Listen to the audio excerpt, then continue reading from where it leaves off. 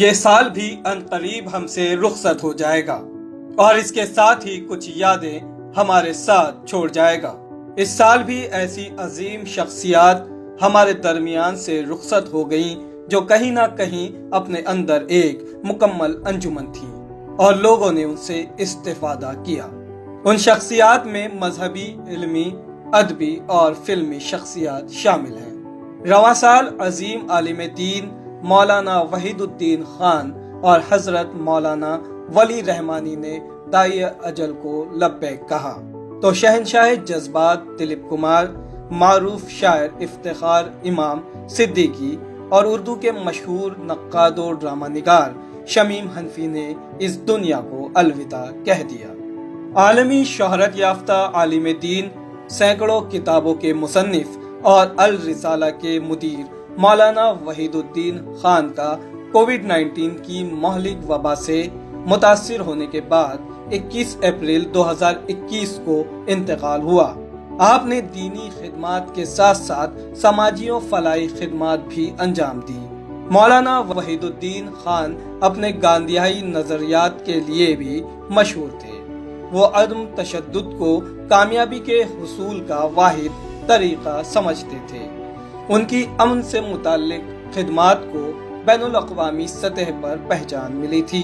انہیں جنوری 2021 میں پدم وبھوشن اور پدم بھوشن کے اعزازات سے نوازا گیا تھا۔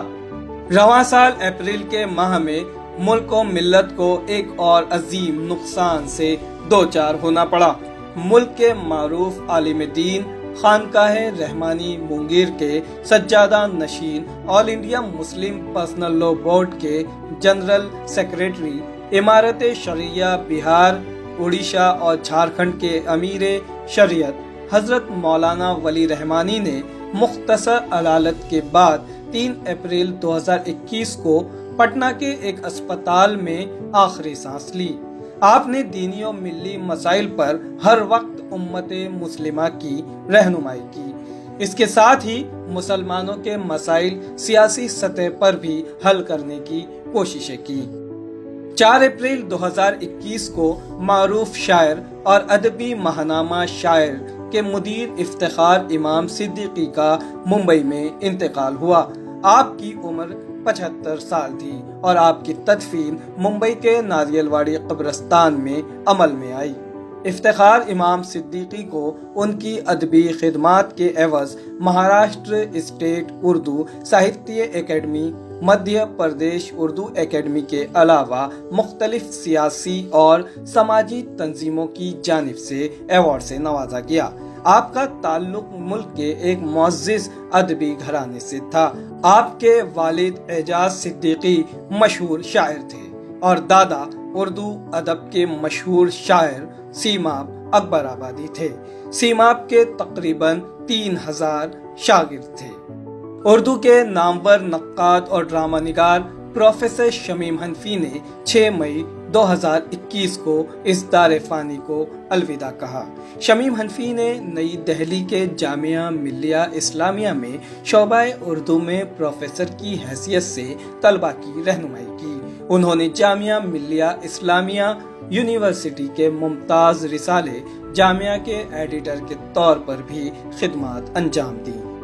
انہوں نے ادبی تنقید میں متعدد کتابیں تصنیف کی۔ ان میں جدیدیت کی فلسفیانہ اساس، نئی شعری روایت، اردو ثقافت اور تقسیم کی روایت، خیال کی مسافت اور قاری سے مکالمہ کافی اہم ہیں۔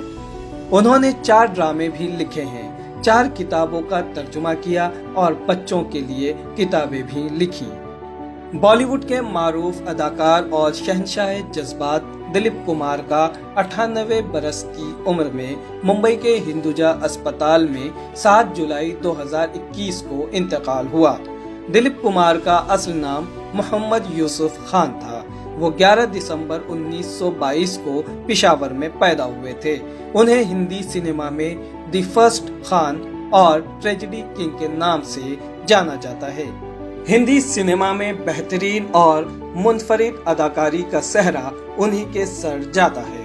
दिलीप कुमार ने 1960 में फिल्म मुगल आजम में शहजादा सलीम का जो किरदार अदा किया था, उसके बाद वो बर्रे सगीर के दिलों की धड़कन बन गए थे। दिलीप कुमार को अपनी जिंदगी में बेशुमार एजाज़ात से नवाजा गया। उन्हें हिंदुस्तानी फिल्मों के सबसे बड़े अवार्ड दादा साहेब फाल्के अवार्ड से सरफराज किया गया और भारत के दूसरे सबसे बड़े शहरी एजाज पद्म विभूषण से सन 2015 में नवाजा गया। इसके अलावा पाकिस्तान हुकूमत की तरफ से सन 1998 में उनको पाकिस्तान के सबसे बड़े शहरी एजाज निशाने पाकिस्तान से भी नवाजा गया था।